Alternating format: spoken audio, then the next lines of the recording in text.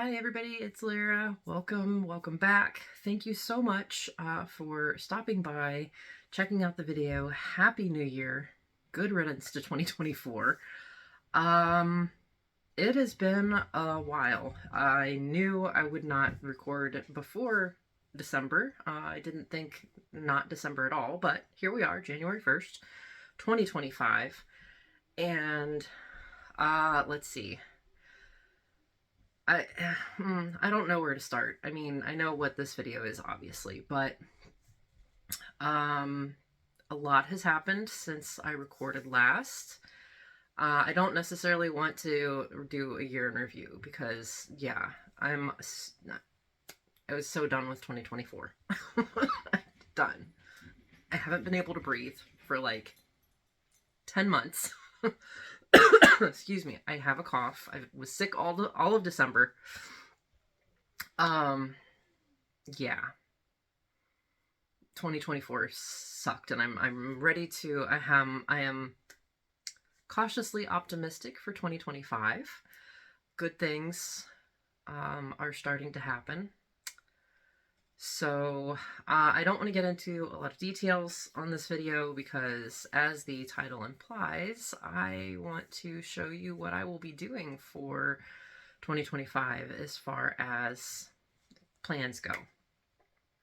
This has been months and months and months in the making. I wanted to start this a while ago, but it took a while to get to get to where I could be ready for it. And I'm still not ready for it, but because there's like 50 pages of rules that I cannot memorize. So it's going to be kind of a learn as we go kind of thing. So what this video is going to be is showing you what I've been working on as far as getting these plans kicked off for the last 3 months, 4 months, 3.5 months. Just kind of, yeah, I'm gonna brag a little bit because I feel like I did okay on this. And then I will be doing a whip parade. It's not going to be like my other whip parades. This is going to be here is what I have in the works that has been started already.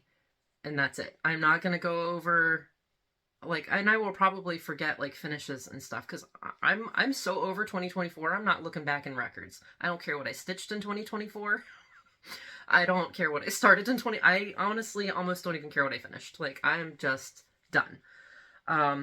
So we are going to just start fresh. I'm not going to show you before pictures. It's just, here is my whip. This is what it is. And we will move on from there. Everything in that whip parade will be used in this Monopoly game, Stitchopoly. So without further ado, I don't really even know where to start with this because I'm that organized, as usual.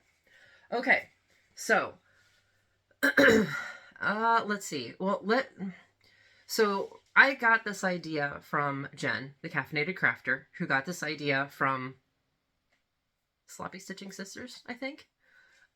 Stitching games aren't new. And then her and Yoshi were talking, and Yoshi was like, look at this Monopoly game. And she showed me, and she was like, look at this Monopoly game. And I went, I want to do that. And she said she wanted to do that too until she started seeing how much work I was putting into it. And then she said, never mind, just kidding. Yeah, I was invested at that point. So this is, I will link the files, if I can find them again, down below to this version. This is basically fan created, like hardcore fans of Monopoly created this virtual game. It does not actually like physically exist. You cannot buy a board and play the game. So I had to create my own. Like, I had to make this Monopoly board and all the pieces and all the cards. Could I have kept it more of a virtual thing? Yes, but that's not as fun. I wanted arts and crafts time. I got more than I bargained for, but So Insane Monopoly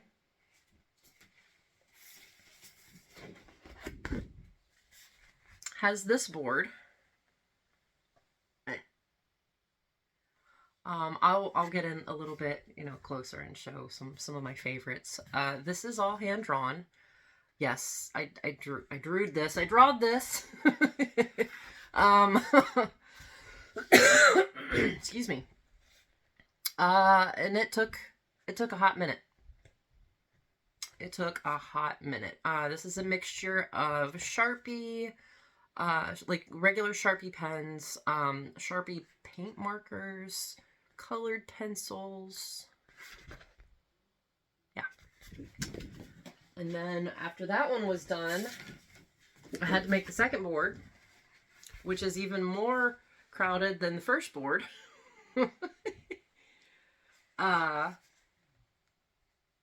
And then, wait, there's more. There's a jail board.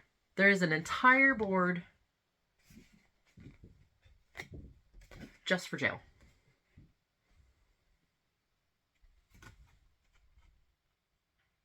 I figured I'd make, the corners where the bad pieces, the naughty pieces go. So, yeah. I have a whip for every property, every utility, every, I would say railroad, but there's like railroads and cabs and airports and harbors. So there's pieces for all that. Basically, if there's a price to the spot, a whip is assigned to it. I have assigned all of the whips to each property on a spreadsheet. I do not have them memorized, and I just remembered I do still need to shuffle a little bit because I'm going to put my version of Whips of Shame in the jail board, and I have to shuffle a little bit because what I did was I did a random number generator for as many spots as there were, and I had my whips in alphabetical order and generated all the numbers for the boards, and that number just went in that spot. So it's completely randomly generated. However, there were some particular whips that I wanted for particular spots. So I did a little switching on it. Okay. So as I play this, you'll see like more in detail, like what all I love the lawyer bill. You'll see a little bit more in detail. I'll show the spots as we get there.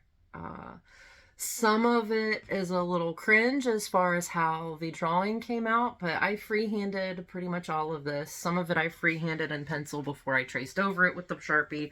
Some of it I just said screw it and just did the Sharpie. Yeah. Okay. So along with all of the properties, so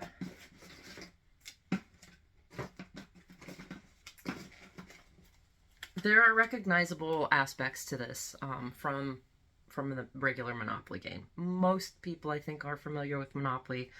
I'm not going to get into the nitty-gritty, like, rules until we actually get there. So, and I'm going to have to, like, stop and look up rules and things like that, because I do want to keep this as true to the like, gameplay as possible, but with a huge caveat that there will be no auctions. There's no like competitive, nobody's gonna go broke, nobody's gonna go, because everything's in Stitch, so Stitch counts. So here's the property cards. Again, I hand drew all these. Not drew, colored, wrote over the course of months. So here's the basic layout.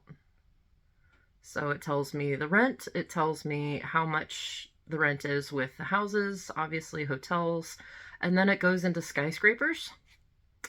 In addition to that, now rent on this is $12. I'm not going to do 12 stitches on a piece for rent. That's going to get shoved to $120. These, when skyscrapers go on them, if and when they ever do get a skyscraper on them, some of those actually get like ridiculous in stitch count if you translate it directly from the dollars to the stitch. So that may, depending, I haven't decided yet, but that may get knocked down to like 140 instead of 1400. We'll see. We'll see how it goes. It will depend on my mood some days as to what I decide to do with some things.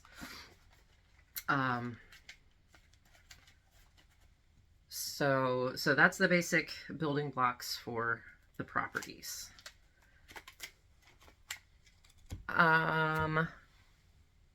There are the usual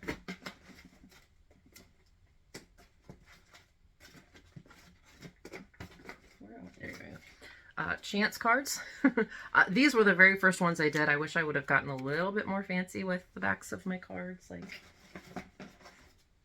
I did with that one. But that's okay. I wasn't about to go back and do them. Community chest is a star because I was not drawing a bunch of those treasure chests. Nope. I tried to keep my drawings as simple as possible. Now these, I would have loved to have gotten the creativity that Jen did for hers with, like, drive to your stitching get together or blah, blah, blah, that kind of stuff. Not what I did. There are too many for me to get that kind of creativity going. What I did was I converted the game's actual cards into, there the very few that I had to like completely like nix and make up my own. Most of the time, if there was like a competitive aspect between players, I didn't do it.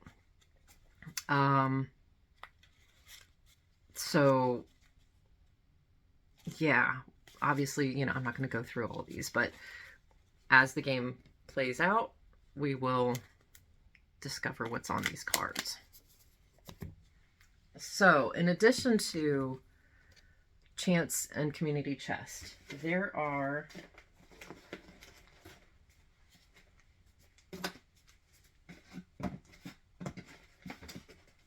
a multitude of other types of gameplay cards. I got different colored cardstock. I cut everything out myself. Everything I hand drew on there. Months, guys. This took me months. I will be very sad if nobody, maybe not plays Monopoly with me, but if nobody watches me play Monopoly, it'll be a little sad. So there are travel cards that all have a passport on them, that will incorporate there's buses. Let's see, I said there's buses, the cabs, train, harbor, plane,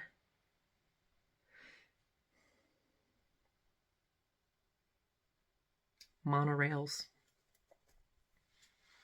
Lots of ways to travel in this game.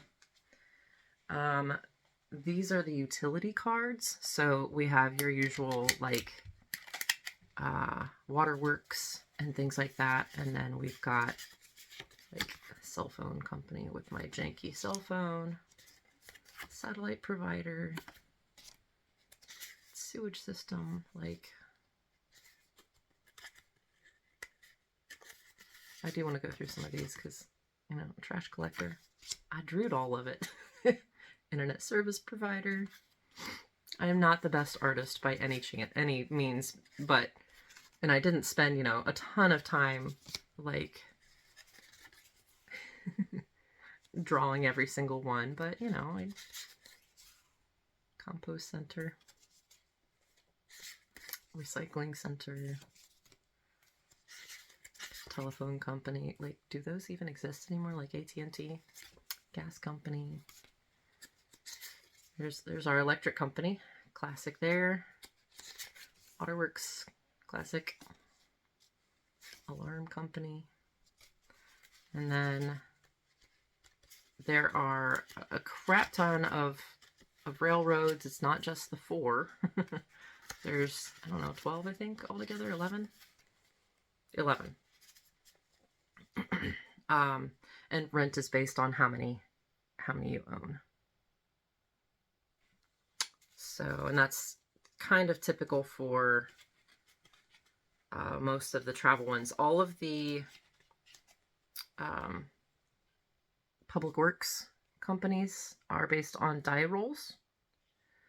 So that could get interesting because if you have all 14, it's 500 times whatever number you rolled on the die. So that can get pretty high. But I don't anticipate having that high of a count. You can buy stock in American Motors, Motion Pictures, Allied Steamships. So it's incorporating, you know, shares from the travel companies. So, you know, I'll be stitching to buy stock. There's certain places on the board where you land where you can buy stock. There are employees. No, wrong ones. The employee icons I didn't want to draw a bunch of, so I just drew a time clock. And so these are your employees that you can draw, and they will do certain jobs. These are the jobs that you can do in jail. And I have things like wash the dishes, stitch 100 on your main focus piece. I have decided I don't really want to have an actual focus piece. So that will be whatever I happen to be focusing on in the minute. So if I'm stitching on a particular piece for like 4 or 5 days, or, you know, maybe the 2 weeks or whatever it takes to get through a round of Monopoly, whatever I decide will be my main focus piece that round is what my main focus piece will be. There are a whole class of Shady Business cards that I wrote all of them and I don't remember what any of them are. There's a pyramid scheme.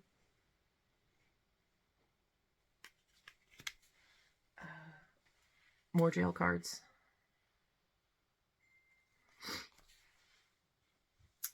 Public Works cards.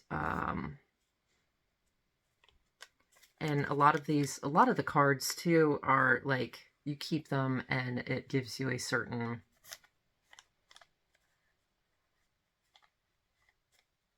modifier to gameplay. Like, you are considered to own 1 additional railroad up to 11 max when calculating rent on railroads. You know, so it depends on, there's a lot of like modifiers on the games.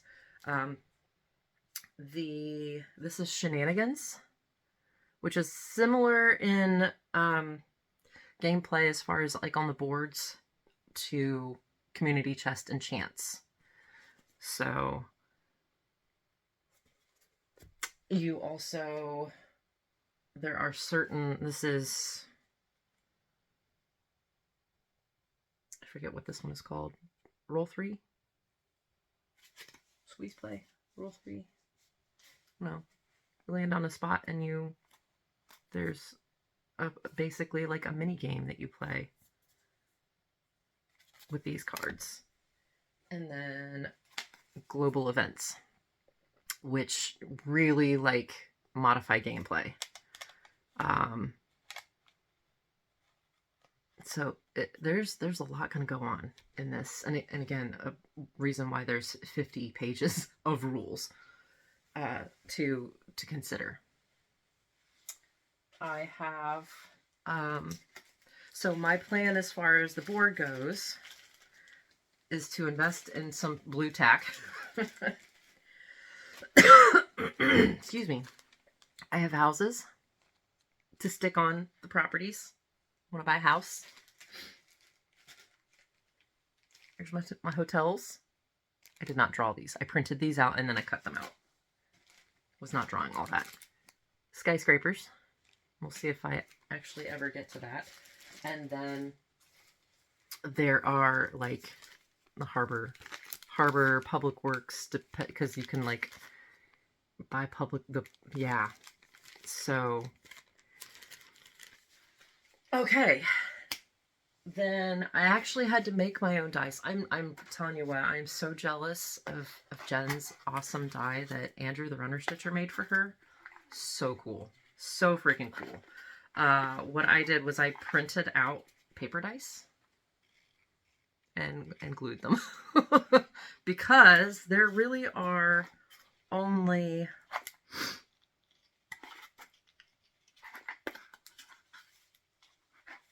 3 die in the game that are normal. And I don't know that I own dice anymore, so I just made them.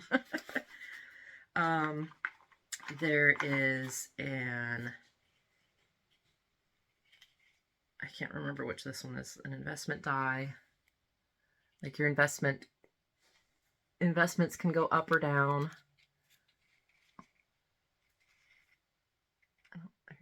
My Monopoly dude. I don't know if you can really see that, but there's pyramid scheme. I think that might be the pyramid scheme die. This is like part of the movement die, because there's more. It's not just roll the die and go. There's like, you can get a Mr. Monopoly bonus move. You can have a speed die, which is 1, 2, 3, and then 4, 5, and 6 is the speedier die. Like, it's gonna be confusing and complicated at first, but I think it's gonna be really fun. This is an investment die, so you can either have your investments go up or down. Percentage of investments, what your stock goes up. There are multiple pay squares, so you've got your regular your go, where you collect your salary, and then there's like a bonus and excuse me, a stimulus check thing. This is the jail die.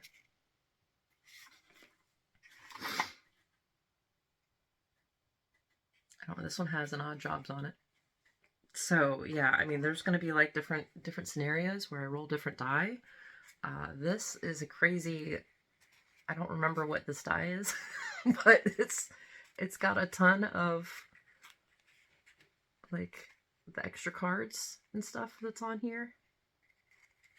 And of course, yeah, I had to find a blank 10-sided die,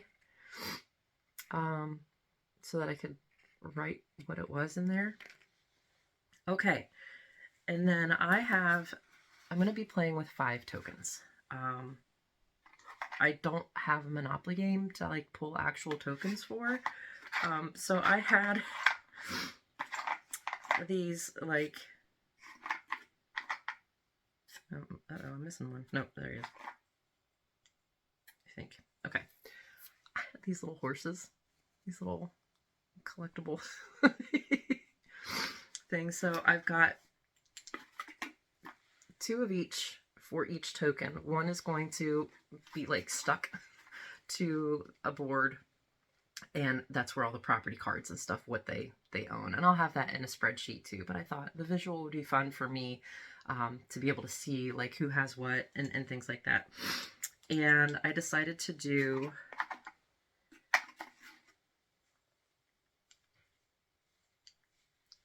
oops, man down.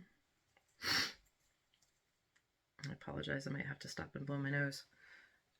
Earth,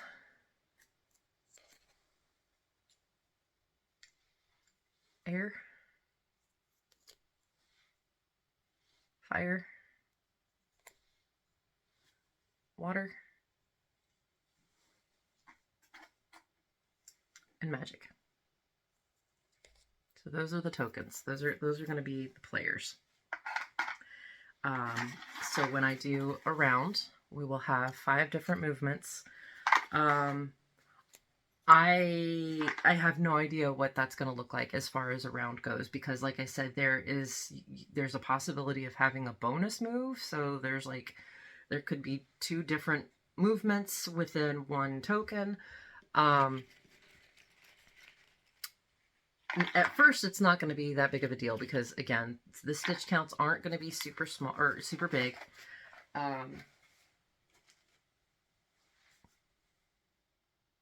Yeah, it's going to be a work in progress as far as here's the plans. Like if I do movements and we're looking, I don't know, what is an appropriate 7,000 a week is like a pretty heavy stitch week.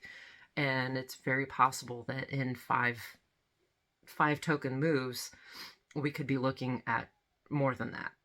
So I think what 2025, I would really love, like, I had 3 videos from my last whip parade to now. That's really pathetic and sad. Now, obviously, I was very ill for quite a big chunk of the year, so that destroyed a lot of my plans for last year. I don't, seems like whenever I try to make plans and like be like, here's what I want to do for the year, something comes along and ruins it. So we're going to kind of go with the flow. This is a general, here's what I will be using to mold my stitching for the year. I would love for people to join along with me. Jen has some fantastic suggestions on how to play. Obviously, if you don't have like my, there are well over the number of active whips that I have in play. Like there's new starts galore as well on these boards. I'm not going to go over the new starts, like who has like what space or anything like that. It'll just be a kind of find out as we go. You know, we'll see it as I play. But again, there's two boards plus the jail board. If you want to just do like assign a whip per token or just pick one token and go with it, modify the stitch counts to what suits you as well. You know, I mean, if one token has, 5,000 stitches and you're like a 50 stitch a night person, obviously that's not going to go well for you. Knock a couple of zeros off that bad boy. Make it 50, make it, 500. It doesn't have to be exactly, if you, especially with this type of setup, obviously, if you want to do an Insane Monopoly board with all this stuff, please feel free. Have at it. It's a lot of work. It was a lot of time investment along with that work. So, by all means, use what I have to play your own version of this game with me. I would love it. I would love to hear if you guys are planning on joining me along with that, or, if it's too much and you just want to watch, that's fine too. I really appreciate each and every one of you being here and staying with me, especially through the last year. I, not to go into a super huge amount of detail of personal stuff. If you have been with me any length of time, I will get into the nitty-gritty of life as well. So for those of you who have been with me and may be curious about what's been going on, I am currently unmedicated. As far as my head meds go, there were some circumstances beyond my control, along with other deciding factors, and I have come off all of my meds. Gone off my meds, guys. So that has been interesting. That was definitely a month of, I was very glad I wasn't doing much of anything to come off of that stuff. I gotta get a drink.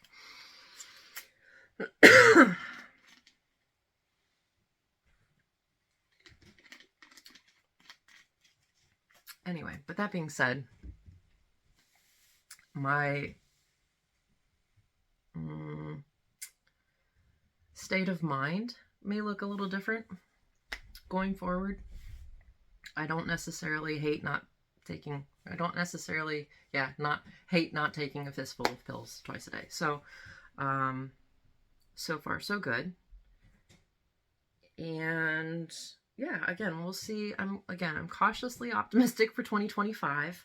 I want to try to keep it positive. I know there was a lot of like very serious videos last year, and I feel like I was, you know, boohooing quite a lot last year. You know, it was a hard year.